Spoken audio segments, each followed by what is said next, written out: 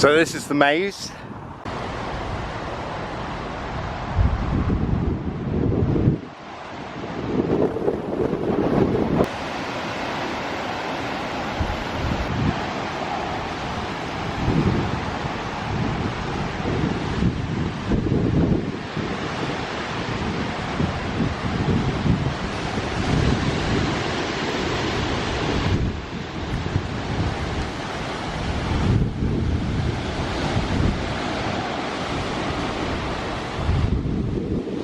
Hi, welcome to my video. This is about the maze that is behind me. I've had to come down here because it's so windy up there, you never hear a word I say.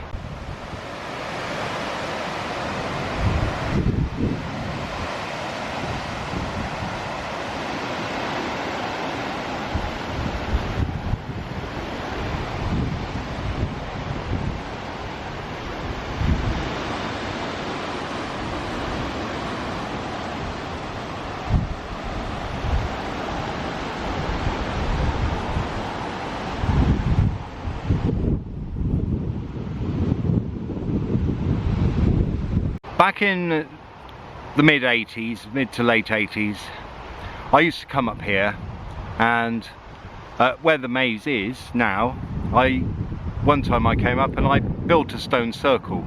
It wasn't an obtrusive one, it was one with stones that I could carry. So I built this stone circle, probably, I would guess, 16 stones.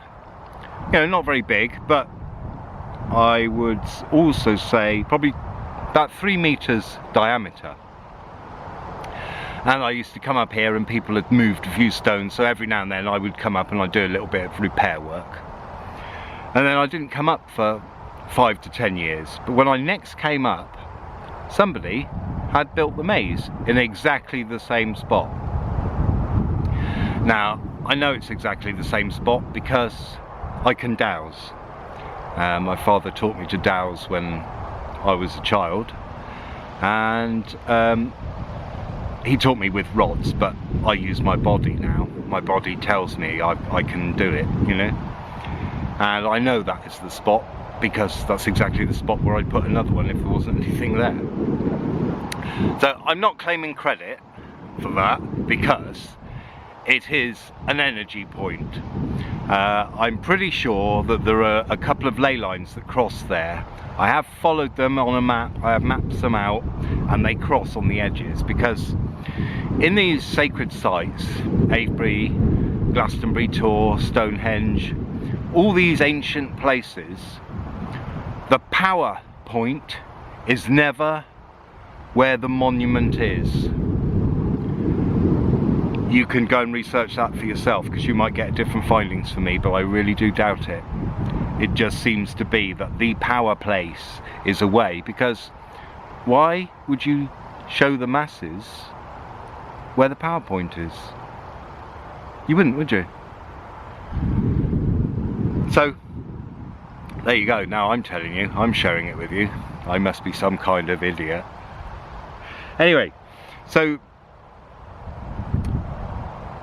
let's take a walk through the maze.